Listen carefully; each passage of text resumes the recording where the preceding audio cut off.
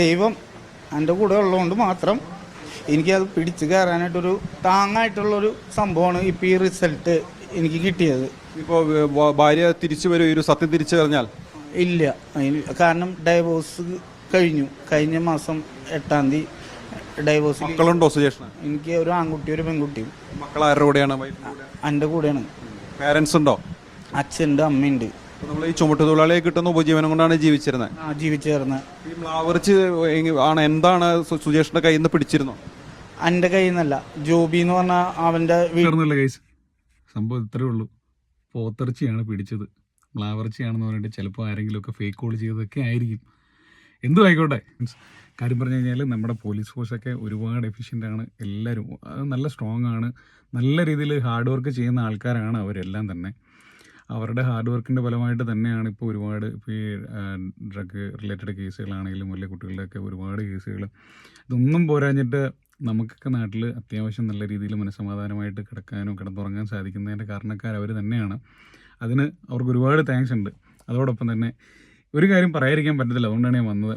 കാരണം എൻ്റെ ഫ്രണ്ട് സർക്കിളിലുള്ള 1-2 പേർക്കൊക്കെ ഇതുപോലെ ചെറിയ ചെറിയ അബദ്ധങ്ങളൊക്കെ പറ്റിയിട്ടുണ്ട്, അബദ്ധത്തിലൊക്കെ പെട്ടുപോയിട്ടുണ്ട്.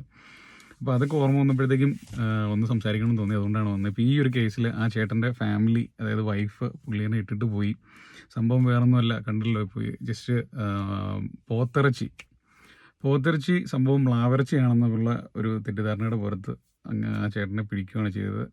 പിടിച്ചെന്ന് പറഞ്ഞു കഴിഞ്ഞാൽ അവർ 90 ദിവസം ജയിലിൽ പോയി കിടക്കേണ്ടതായിട്ട് വന്നു. അപ്പോൾ അങ്ങനെയൊക്കെ ആ ഒരു സിറ്റുവേഷൻ ഒന്ന് ആലോചിച്ച് നോക്കുക. ആ ഒരാളുടെ ആ ഒരു 90 ദിവസത്തെ മാനസികാവസ്ഥ എന്തായിരിക്കും എന്നുള്ളത്.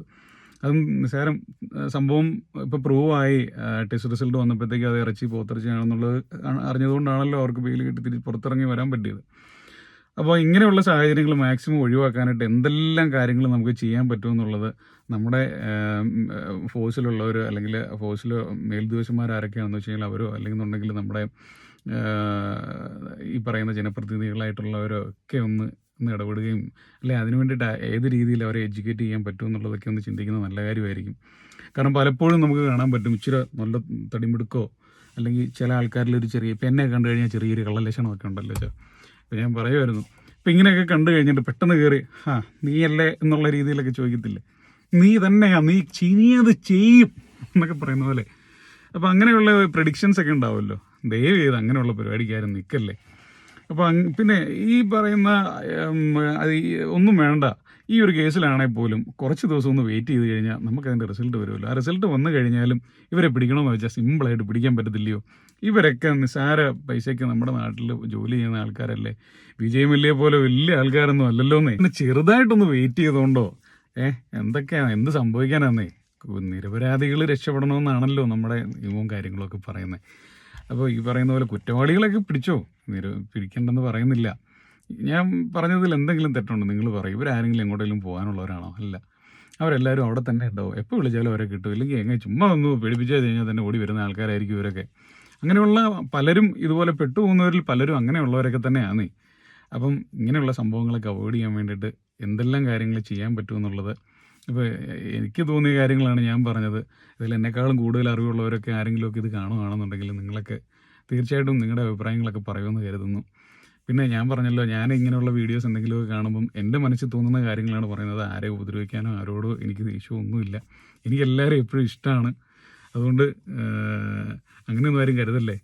പിന്നെ എന്താണെന്ന് എനിക്കറിയത്തില്ല, ഇങ്ങനെ എന്തെങ്കിലുമൊക്കെ കാണുമ്പോഴത്തേക്കും നമുക്ക് ചുമ്മാ, ഞാനിപ്പോൾ ഈ ഇതിനകത്ത് വലിയ അഗ്രഗണ്യനോ ഒന്നുമല്ല, ഭയങ്കര അറിവുള്ള മനുഷ്യനൊന്നുമല്ല. അപ്പോൾ എൻ്റെ കുഞ്ഞ് ബുദ്ധിയിൽ തോന്നുന്ന കാര്യങ്ങളൊക്കെയാണ് ഞാൻ സംസാരിക്കാറുള്ളത്. അത് എത്രത്തോളം ഞാൻ ശരിയായ മനുഷ്യനാണെന്നല്ല ശരിയായിട്ട് ഞാൻ പറയുന്നുണ്ടെന്നൊന്നും എനിക്കറിയത്തില്ല. പക്ഷേ എനിക്ക് തോന്നുന്നു, ഞാനിങ്ങനെ പറയുമ്പോൾ എനിക്കൊരു മനസ്സമാധാനമുണ്ട്. ഞാനും എന്തെങ്കിലുമൊക്കെ ചെയ്യുന്നു, അല്ലെങ്കിൽ ഞാനും എന്തെങ്കിലുമൊക്കെ കാര്യങ്ങളിൽ എനിക്കും എൻ്റെതായ അഭിപ്രായങ്ങളൊക്കെ പറയാൻ സാധിക്കുന്നു എന്നുള്ളൊരു ഒരു ഹാപ്പിനെസ് എനിക്ക് കിട്ടുന്നത് കൊണ്ടാണ് ഞാനിങ്ങനെ വരുന്നത്.